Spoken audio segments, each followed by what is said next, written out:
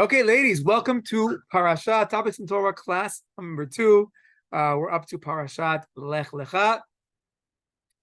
We spoke a little recap. We spoke last week a little bit in general about what we're doing in this class about Parashat. We spoke about Bereshit, some ideas of how Hashem created the world. Touched a tiny bit on Noah, not really. And now we get to our Parashat Lech Lecha. Okay, Lech Lecha. What does that mean? Lech Lecha, Lech Lecha. Anybody know? To Go go. to you. Go. Who's supposed to go? Moshe. Not Moshe. We're not up to Moshe just yet. Avraham. Avraham. We have Avraham, the first Jew. Abraham. He's actually not known as Avraham yet. Right now, he's only known as Avram. Avram meaning Av Aram, the father of Aram, the Mesopotamia area, Iraq, Iran. Avram. Eventually, he's going to become Avraham with a hey. Av Hamon Goyim, the father of many nations. That didn't happen just yet. Okay. We'll do a little bit of background about who is Avraham, what is he all about, and then we'll get into the actual parasha. So let's do this. I created a little family tree, or a little world tree.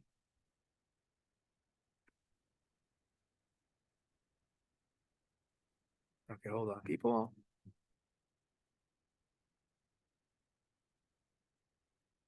Okay, a little bit of history lesson.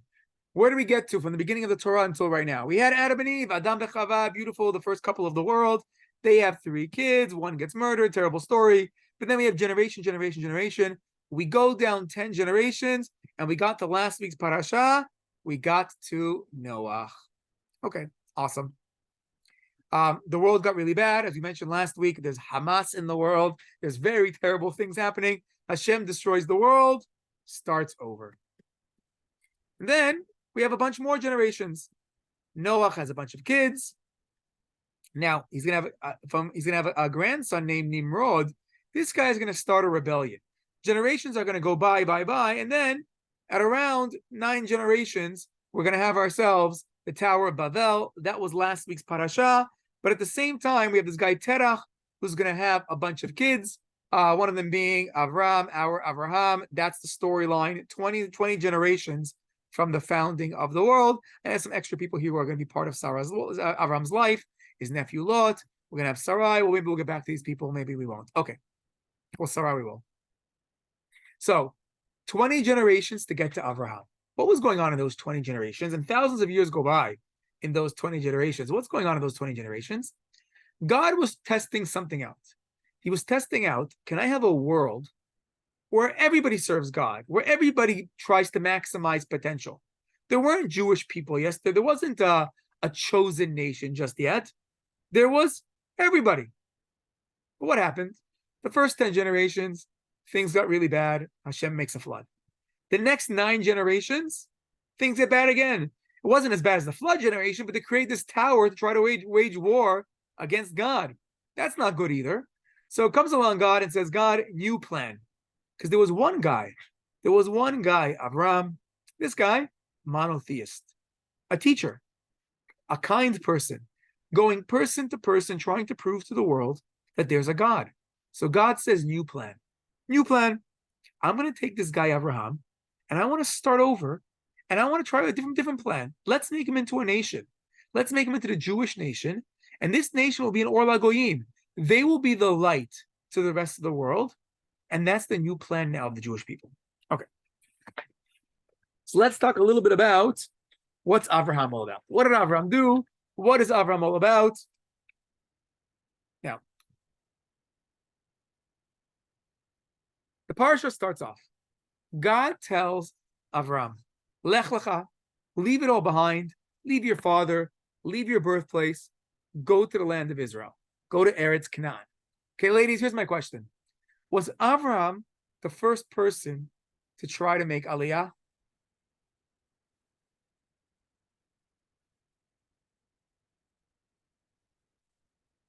No. Huh? No? Who was the first one, Jenny?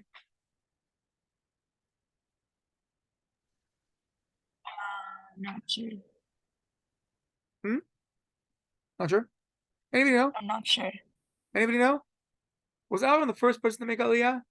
There were local Canaanites who lived there, but they just kind of went there after the dispersion from the tower. Was there anybody else in the Torah who tried to make it to the land of Israel before Avraham?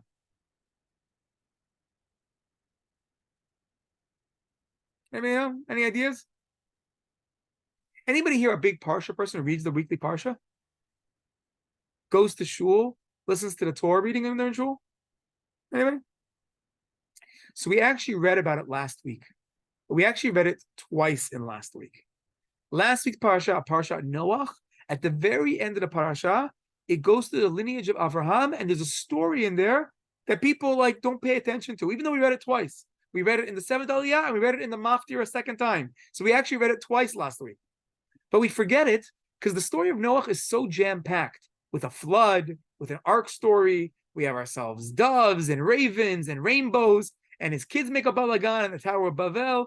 We kind of forget about the very end of the parasha. So I want to open up last week's parasha, the very, very end, because there's a verse which I think is pretty cool. Okay, says in last week's parasha. Okay.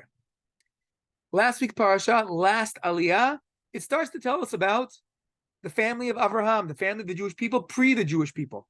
Avraham had a father named Terach. Actually, show of hands, people. Anybody here in Rabbi Khan's class? Did Rabbi Khan speak about Rabbi Khan's Parsha class? Rabbi Khan's Parsha class, people. Did he speak a little bit about about Avram's father, Terach? Not yet. You guys haven't had that class yet. I think we only had Pirkei Avot with him. You only have Pirkei Avot. Okay, fine. Rabbi Khan actually loves Avram's father, sees some great stuff with Avram's father. I'm not going to give his class, but he actually has some interesting ideas about Avram's father. He didn't talk about it, so this is great. Okay, so let's open up again last week's parasha.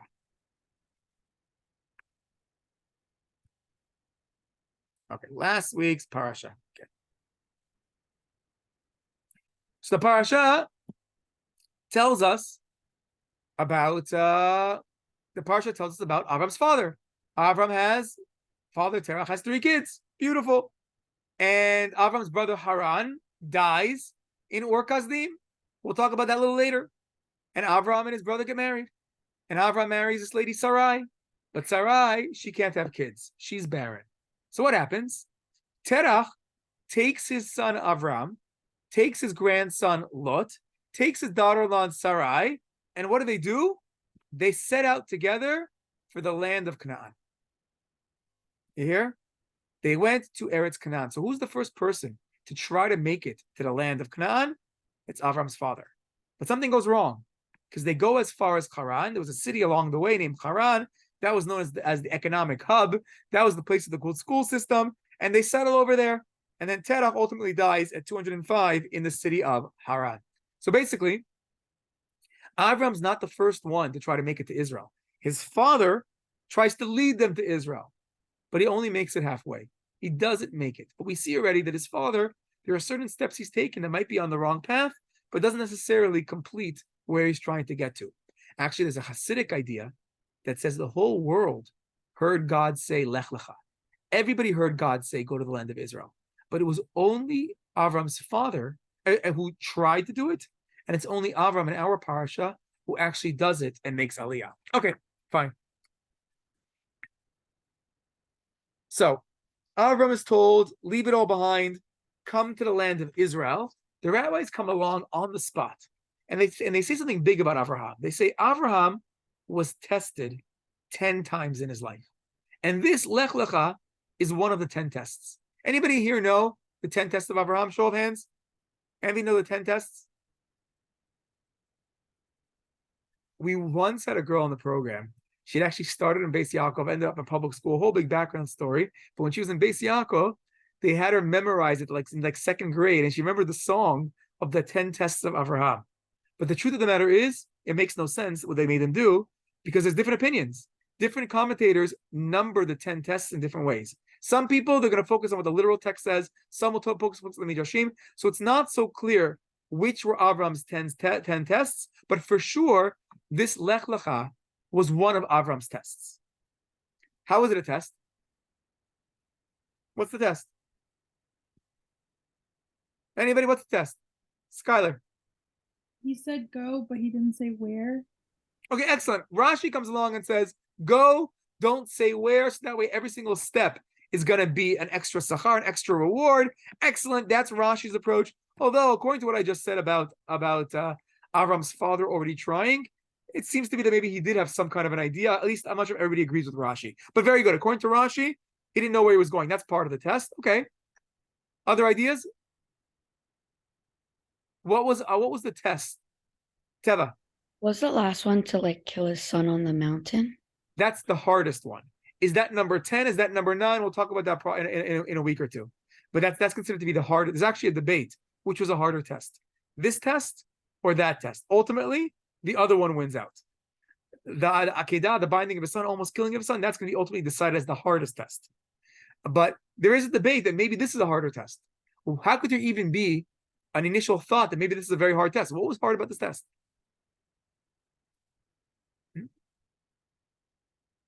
I mean, what's harder there? So the first level of hard about this test, yeah. Having to leave everything. What, Talia, say again? Having to leave everything and like having to leave everything. Goes. It's not hard. Pick up, leave, make aliyah. Okay. And it's also it's like it's hard to travel. It's not like he could just get into a car and like. Especially back then, travel was difficult. It was dangerous back then. You gotta just leave all behind. Your security, your family, or this. Okay, good, excellent. Alexandra. Well, wasn't everyone that was like where he was, they were all idol worshippers? The whole Like, world's before- idol worshippers. Yeah, and his father like sold all of the whatever. Yep. So could it be that like for him to decide, okay, I'm just gonna believe in one God and like put my whole faith in God? Is it something like that? Well, it's gonna be very dangerous. We're gonna see in a second that him doing that is almost gonna lead to his death, according to the Midrashim. It's actually pretty dangerous and that's a pretty big test also. To stand up to the whole world and say there's a God, there's morality, we have to do the right thing. That's not easy. We see the world's a difficult place even today. And to stand up for what's right and what's ethical and what's moral takes a lot of courage. Okay. But a little bit more, what could be the test of Abraham? So, anybody know, Abraham was known for a particular character trait. What was Abraham known for? Which character trait best exemplified Abraham, according to most commentators, especially the Kabbalah? Chesed. Chesed, beautiful. He was kind. Abraham is known for his emunah, he's known for his righteousness, and he's known for his kindness, his chesed. Titan chesed Abraham. Abraham has kindness. Now, if we're going to see his other kids are going to have different character traits that relate to them. But Abraham's character trait is to be kind. Rashi tells us, tells us that God is hinting to us, actually hides it a little bit, that part of this test was difficult for Abraham because he has to leave behind his father. He's leaving behind his old father, his old family to make Aliyah to Israel. That's very difficult. And that already becomes a really big test because on the one hand, you're a monotheist, you want to be kind, and then God tells you, okay, I have a much bigger mission for you. I need you to change the world, but I can't have you change the world out there in Iraq. I need you to go to the land of Israel. I have a special location from where I created the world to begin with that I need you to go to. I have a special land for you. You got to leave things behind, including your older father. That's very hard. And that's a test for Abraham, because Abraham's going to say, what do you mean? I can't leave my father behind. Kibud avayim, kindness. You know, it's gray in a certain aspect. Now, we all know that ultimately, if God tells you, I have a bigger mission for you, the bigger mission has to win out. Sometimes there's bigger missions in life than just the love of our parents. And that's part of the test over here. Rashi actually tells us that not everybody would fully understand this, so God hides it in the text. So we have to learn it out from the text to be a little bit scholars to learn it out. Because when we said that Avram's father died at the age of 205, Rashi does a bunch of calculations and he says, well, based on how old Avram when he left was 75, and basically just does all this math, and he tells us when it said in last week's parasha that his father died, that actually didn't happen yet. He lived for 60 more years. But God tried to hide it a little bit so we wouldn't question Avram's kindness. Because Avram was so much kind, but his test was, can you hold it back just a little bit for the bigger mission of God? And Avram passes the test. He comes to the land of Israel. He makes that aliyah. Okay. Big question, people. Big question. Ladies, we got ourselves a big question right now. Why does God test Avraham? Says the Rambam more Nevuchim, he goes, why would God test Avraham if God knows what Abraham's going to do? What's the purpose of testing Avraham if God already knows what's going to happen? Big philosophy question, people.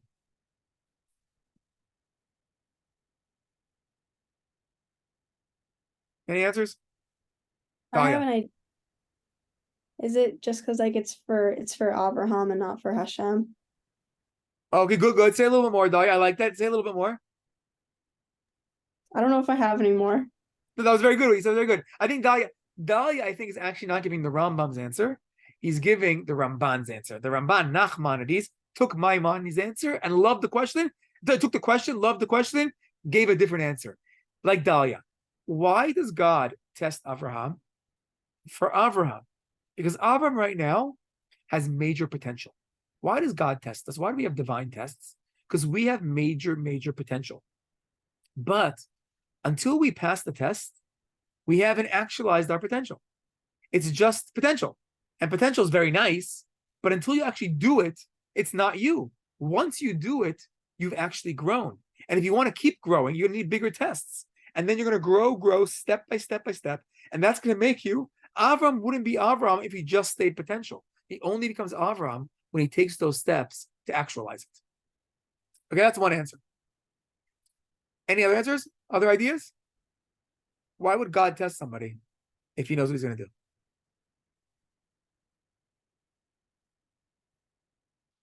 So the Rambam himself, oh yeah, Skylar. Maybe to make like a statement for other people. Oh, excellent. Says the Rambam, I think that's actually what the Rambam is answering. The Rambam, Avram is being tested not for Avram, but for us to learn, for all generations to learn. How do we know what it is to be moral? How do we know what it is to be ethical? How do we learn ethics? How do we learn when do you stand up for God? When do you not stand up for God? How does it work? We need to have Avram being tested so he can pass the tests. And when he passes them, we can learn from it. It's for every generation to know, oh, here's what a Jew is supposed to do. Here's what the world is supposed to do to be a good person. Okay, excellent. Good. So now at the age of 75, Hashem tells Avraham, cross over the Jordan River, travel to the land that I'm going to show you. And Avram passes over the Nahar Yarden. He passes over the Jordan River. He's over. He crosses over. And then from here, Avram is labeled Avram Ha-Ivri. You know, the Hebrews were the Hebes. Where does Hebrew come from? Hebrew comes from Ivri. Ivri is from the language of crossing over. Because Avram crosses over the Jordan, but the rabbis teach us it's actually much deeper than that. It's theological crossing over. By following Hashem to wherever God tells him to go to, Avram is now crossing over, where the whole world is really on one side, but Avram is now on the side with God. And now Avram's mission in life is going to be to inspire others to join him and to raise a family that's going to spread this message even more.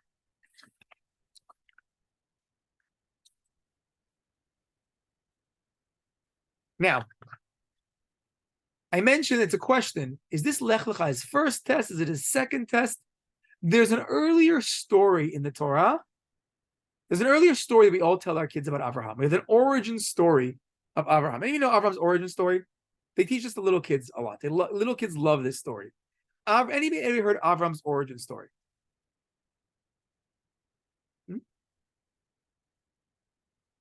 Yeah, Alexandra.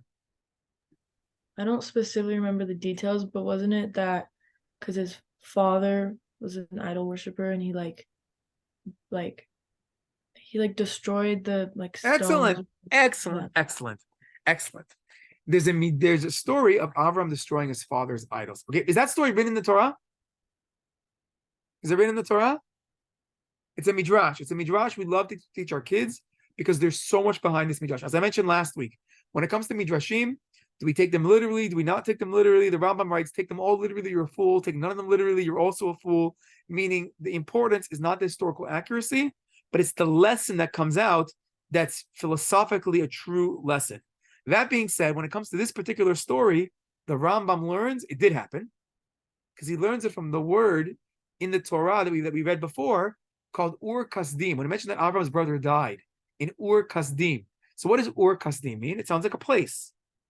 In Aramaic, the word Ur means fire. And that's the story of Avram being thrown into the fiery furnace from the word Ur. Now, it makes a lot of sense that it's in Aramaic because where was Avraham in that place? In the place called Kasdim. Where is Kasdim? In Aram, where they speak Aramaic. So Ur Kasdim is the fire of Kasdim. So according to the Rambam, this actually happened in the fire over there. Yeah, Teva. Sorry, what's a Rambam? Oh, Rambam, a person. The Rambam is Rav Moshe. His name was Rav Moshe ben Maimon. He lived around the 11th, 12th century in Spain, and he wrote a major commentary in Halacha. He also wrote one of the primary books of philosophy, and he's the one that asked this question in his philosophy book. Or Okay, deals with sorry, this question. I didn't know. No, excellent question. Please, guys, if I'm saying words like Rambam, like Ramban, Maimonides, Nachmanides, if I'm saying he also was a big doctor, which is why you have so many hospitals named Maimonides. But if there's any words, any names, any people that you have no idea what I'm saying, do exactly what Teva just did. Ask me. And if there's stories, I'm trying to, like, for some of you, this story might be so basic. For some of you, this story you might have never heard. Or what I'm hoping is you might have heard it a little bit as a kid at a Sunday school, at a Chabad house, at your Jewish day school, but you only learned it as a 5-year-old, because we're going to see it's a very deep story for a 5-year-old. But it's also a really deep story for an 18-year-old, for a 40-year-old, and for a 60-year-old, because we're going to see now that the Midrashim were so genius, they could take deep ideas, teach it to a kid, and teach it to an adult at the exact same time. So let's go to the actual story. What's the actual story? Says the Midrash, and the Midrash is older than the Rambam. These are older stories on the Torah. Says the Midrash, Avram's father, Terach, we already met Terach. Avram's father was, not only was he an idolater, not only did he worship idols, he sold idols. That was his business. You came to him and he sold idols. One day, he took young Avram. He says, Avram, I got to go to the factory. I got to go do something. I got to go out of town for a bit. Could you run my idol store? And Avram says, okay, Abba, no problem. I'll run your store. And the story goes, he's sitting there in the store, and this older gentleman comes in, and he says, hi, Avraham. The gentleman, actually, if we do the chronology correct, is even older than Avraham at this point. Avraham might be around the age of 48, different arguments. But the older gentleman walks in, goes to Avraham, and goes, Avraham, can I buy that idol over there? How much does it cost? Avraham looks at the guy and says, how old are you? And the guy's like, I'm around like 50, 60 years old. He's an older guy. Avram says to him, you know that idol was only created yesterday. They only formed it yesterday. Like, you want to go worship something that's younger than you? Like, what's wrong with you? And the guy was embarrassed and he walks out. This lady comes in. She goes to worship one of the idols, gives a little bit of food. Avram stays quiet for a bit. Then once she leaves, Avram takes a hammer and he breaks all the idols in the room except for the one big one. He takes the hammer, puts it in the hand of the big idol. And he says, and he leaves it. His father comes home, walks into the store, sees everything is destroyed, goes crazy. Avram, what'd you do? What happened? Avram says, Abba, me? The big idol got jealous, got angry, and he killed everybody else. He broke everybody else. Avram, his father looks at Avram and goes, Avram, that's the silliest thing. That is so dumb. These idols can't kill each other. So Avram tells his father, he goes, Father, let your ears hear what your mouth said. If they can't do anything, why do you worship them? Okay. Those of you in Rabbi Khan's class, he's going to give a lot of positive ideas about Avram's father, because there's a lot to learn that's positive from Avram's father. We said he was the first one to try to get to the land of Israel. Okay, there's a lot of positive, but in this story, they learn a little bit negative. Avram's father turns him in to the government. There was a guy named Nimrod. He was the big general trying to wage a war against God. Yes, Elia, question? Yeah, I was gonna. Sorry, my dog's barking. That's why. What is an idol? Oh, an idol. In the old days, they would worship stones. So take a stone, or they would worship either a stone, or they would worship some kind of other figure or image. They might turn images in the heavens, the suns and the stars. They would bow down to idols. According to old school historians, also the Rambam as well, originally the idols weren't worshipped. They were more symbols for bigger ideas of nature. But it's people who basically bow down to items, the things, the physical things, as opposed to God, monotheism, belief in one God, a God that we can't understand or see because we believe the physical we can't worship. What Avram, the world back then, believed in gods. Avram was trying to teach the world there's only one God. And this God is not physical. Because what happens with the rest of the story? They take Avram to this king Nimrod. Nimrod is the one that's busy trying to build a tower to fight against God. And he has this big fiery furnace in front of him where he's making the bricks to build that tower. And they go and they bring him to Nimrod, and the evil king looks at him and says, I hear you don't believe in idols. You don't bow down to rocks. So I want you to bow down to the fire. Avram looks at him and says, bow down to fire?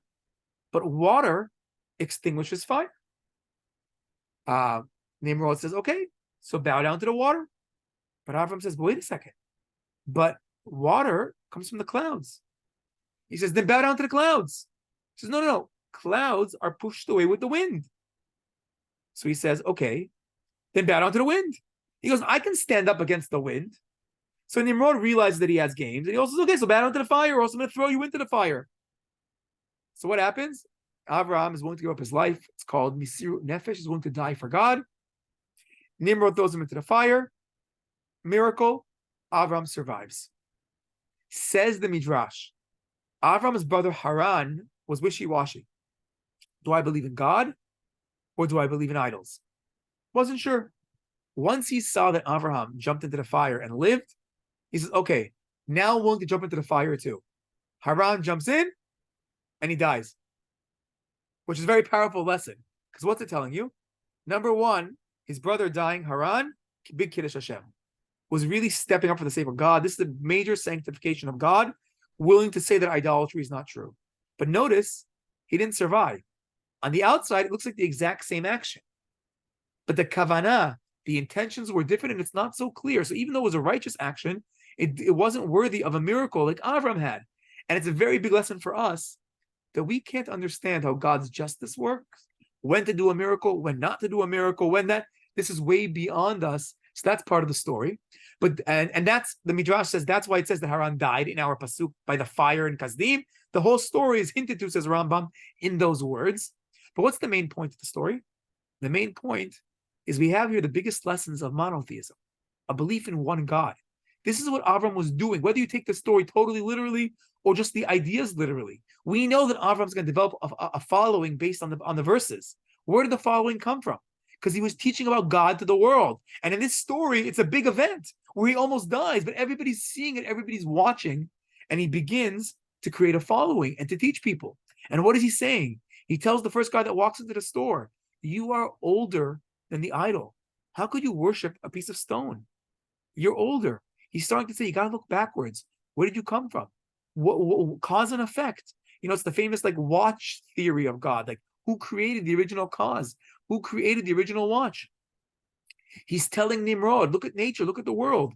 What are you bowing down to fire for if water could destroy fire? And what are you bowing down to water for if they come from the clouds? Meaning, this physical world is just different energies mixing and matching with each other. Nothing is greater. You can't worship any of those things. There has to be something much deeper than the physical world that we live in.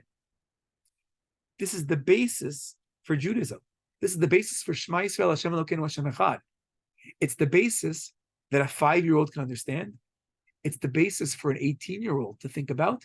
And it's the basis for a philosopher to really go delve deep into when you want to get to understand monotheism, belief in one God that's above the world. This is the base that applies to all generations. Okay, fine. So that's the story of Avram and the fiery furnace. So here's the big question. This story is only a midrash. It's only hinted to in the Torah. Now the Rambam takes it literally. If we go with the Rambam that it actually happened, why would God not write the story in full? Why would we have to rely on the oral Torah? This is a major story of Avram willing to die for God. Okay, hard question, ladies, hard question. Why would God not write this story so clearly? It might be clear to some of us because we learned it as kids, for some people in this room, but why would God not just write it straight in the Chumash? You just open up the Bible, it'll be very clear in the Chumash. Any ideas? Why would God only hint to this story? Okay, so here's the idea that I saw. I actually saw two ideas. The two ideas contradict each other a little bit about my style in this class. Like I said last week, I want to try to cover a lot of ground, and I want to try to go through different opinions because I feel like different opinions will give us a much deeper understanding of the actual story. A lot of times, these opinions will complement each other. The world is gray. We're going to be talking about family dynamics. And a lot of times when you have family dynamics, when somebody yells at somebody or when somebody loves somebody, there's a lot more behind that yelling and a lot more behind that hug than just one reason. And a lot of times you can have a lot of reasons behind something, and it's going to make the story so much deeper when we go through the different opinions. Sometimes the opinions might contradict each other. And sometimes even when they contradict each other, they can still be complementary. They could still work together, because that's how complicated we are as human beings with our thoughts and with our emotions. I actually saw a beautiful mashal. I believe it's in Rabbi Tatz brings it out in one of his books. He says that when you learn the Torah, he's talking there about the Gemara, that sometimes there's different interpretations of the Gemara. And sometimes you'll learn it with Rashi. You'll start with Rashi because he's the base. Rashi was the main commentary in the Gemara, in the Chumash. He's going to give you the main commentary. And you learn really well the story. And you're like, whoa, that's really cool. And you go through every period, every comma, and you understand it really well, according to the way Rashi works. And you feel good about yourself. I got the baseline of the story. Then you fast forward to his grandkids, to the school of Tosfot. And they have questions on Rashi, and they come up with their own interpretation that's slightly different. They put the comma 2 words later, and they understand a little bit differently each thing. And all of a sudden, you learn the same words, but you have a total different understanding of what just happened. And you're like, whoa, that's really cool. And then you go to Tosfot's questions, and you say, wait a second. Did Rashi have answers to those questions? And you go back, and you relearn Rashi. But now you're learning it much deeper. And you're like, whoa, that was really cool too. And then you open up other books and you start learning Maimonides and Nachman and all these other rabbis, and you start to learn the topic from different angles. So he says in the mashal, in the analogy, he said it's kind of like a diamond. Each approach glows and shines. And when you learn them all and you juggle them in your head, you start to spin the diamond and it all shines back on you. So I hope some of you like that approach. And we're going to try to go through different approaches to try to get into the depth of the actual story and try to cover a bigger picture of the story. Okay, so here's the question. The question they ask is, why was this story of Avram being thrown into the fiery furnace, why is that not written openly in the Torah? Okay, so here are the 2 ideas that I saw. The first idea comes from a rabbi, you don't have to know names, the Alter from Slobodka. Says the Alter from Slobodka, he says, you know what? Avram jumping into a fiery furnace, that's really intense. A Jew dying for God, well, there's times when every Jew has to step it up and die for God. But to jump into a fiery furnace, that's very intense. If the very first story of the very first Jew is about him jumping into a fiery furnace, what might I mistakenly think? I might mistakenly think that the only way that I could be a good Jew is if I jump into a fiery furnace. And that's not what God is looking for from us. The number one goal of God is not for us to die for him. Actually, the bigger goal is to live for God. The bigger goal, God is saying, you want to know what makes Avram a good Jew? Not that he jumped in, he was willing to die. That's very special. Of course it is. But that's not what I'm looking for. What am I looking for? Can you act like Avraham? Avraham on a daily basis was being nice to people. He was pitching his wife's tent before he pitches his own tent. He's teaching people. He's helping people. He's doing a brit milah. It's the simple mitzvot. The simple mitzvot in life, between himself, between his friends, between God. That's what God is looking for from the Jewish people. And that's what made Avram so special. Okay. That's the first approach. Second approach, I saw in a book called Lev Eliyahu, based on his book. It sounds like the opposite, but I think they actually work with each other. Says Sefer Lev Eliyahu. Jumping into a fiery furnace, that's really crazy and really intense. But you know what? There are a lot of very righteous people who are willing to die for God. There are a lot of very righteous people who are willing to die for the Jewish people. Right now, we have over 300,000 tzaddikim. We have over 300,000 soldiers in Israel that are willing to put their life on the line for the sake of my family and everybody living here in Israel. These are tzaddikim. These are the biggest, most righteous people ever that they're willing to die for this ideal and willing to fight for this ideal. It's a really big deal. But he says, sometimes for the ideal, we found throughout Jewish history that when push comes to shove, there are Jews who are willing to step it up and say, okay, now's the time. I'm going to do it for the Jewish people, for God, for the sake of what we're here for our nation. This is such a really big deal. I can take the biggest sacrifice for the sake of the bigger picture. But he says to live a life where every second I want to live like a Jew. I want to actually think before I do anything. to try to make the right choice when I'm dealing with my friends, with my neighbors, with my businesses, with God. I'm going to try to actually think about every step and live like that. That itself is very, very difficult. And that's the lessons of the Torah. I read once in one of Rabbi Sachs's books, or Lord Jonathan Sachs, Shalom, he writes, if you open up the book of Bereshit, it's not so much about the wars of the Jewish people. A lot of other religions, Greek mythology, they love to talk about war. They love to talk about the strong ones. You open up the Chumash, the base of our Torah. Well, there are some wars. In this week's parasha, we have the war of the 4 kings and the 5 kings.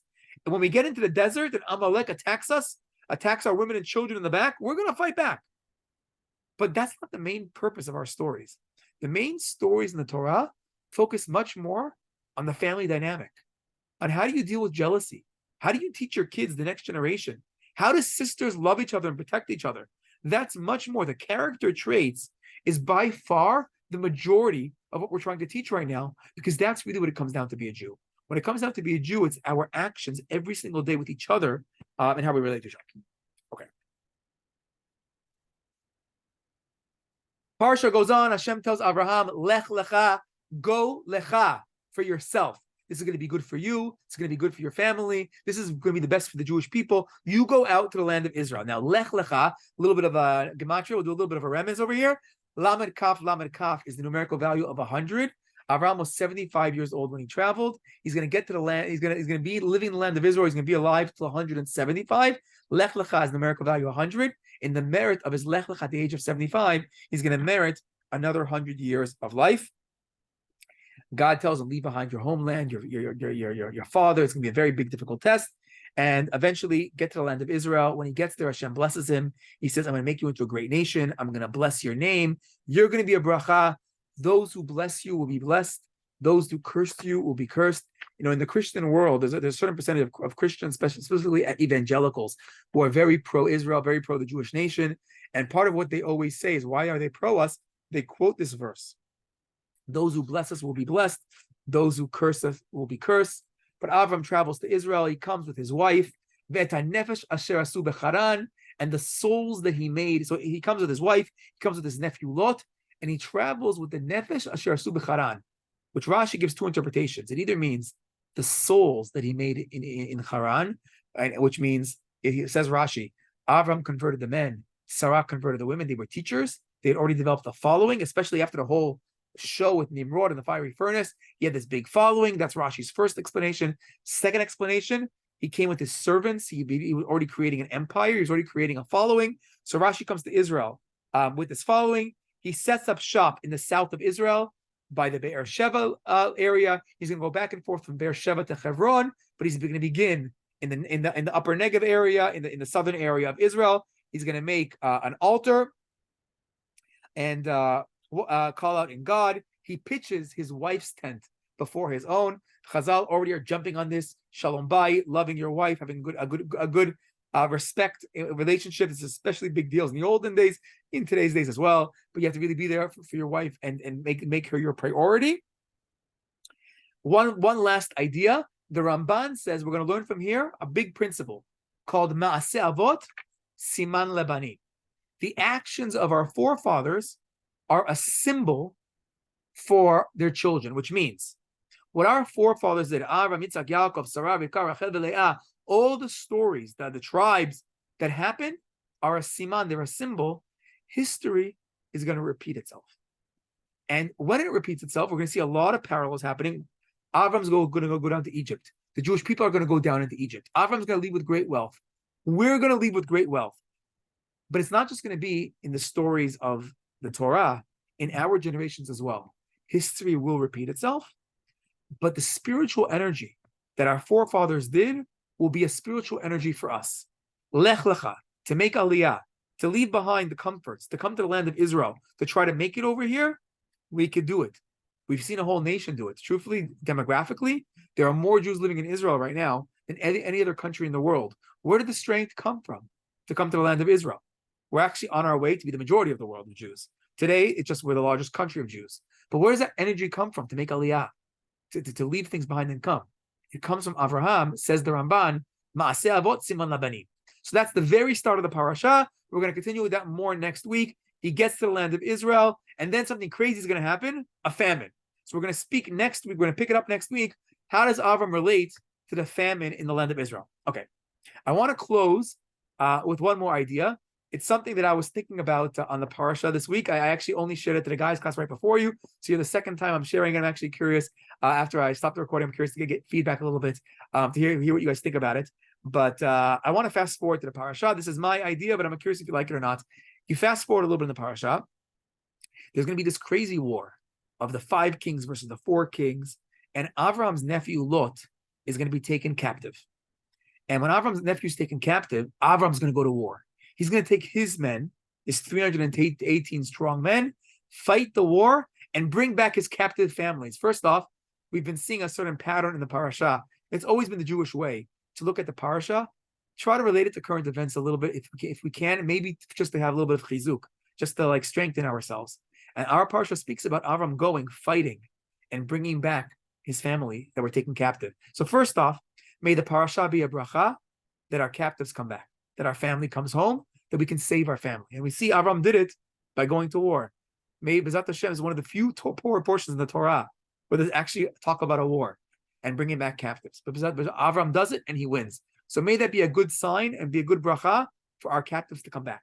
But after that story is, Avram saves the day, saves his nephew, and this guy, Malchi Tzedek, the Melech of Shalem, this king of Jerusalem, comes to Abraham to make a treaty with Abraham. And the rabbis, Rashi, they explain, who was this guy Malchi Tzedek? Who was this king, the rabbi, the priest? He wasn't Jewish. The priest of Jerusalem. Who was this guy Malchi Tzedek? So they say Malchi Tzedek was actually Shem, Avram's great-great-great-grandfather, Noach's son. Shem, he was the one that came to Avram to make a deal. Now, why did he make a deal with Abraham? Says Rashi, something very interesting, and I've been thinking about this already since last year a little bit, but then this year, a whole new angle just hit me with what's going on in the world right now. Why does Shem come to Abraham? Says Rashi, because one of those kings that Avram defeated was one of Shem's family, was one of his descendants. And Shem wanted Avram to know that I stand with you, Avraham, and even though you killed my grandson over there, I side with you because I know that he was evil. I know that he was immoral. So I was thinking, we've been watching the world right now. And we've been watching, it's been a little bit scary, the news. You have certain countries, we want to thank America, France has been pretty good to us, England, Germany, there's certain countries that have stepped it up and have said, wow, we stand with you, Israel. There are certain countries that have been silent. Hopefully they'll open up their mouths and come and, step it up for us a little. And there's been certain countries who have, been a lot more negative. A lot of times, the more negative countries share a family bond with those evil, murderous terrorists that attacked us on October 7th. This parsha tells us there was a guy, Shem, who was able to say, even though, Avram, you had to kill my family, that evil king, I know that he was evil. I know that he was immoral, and I stand with you.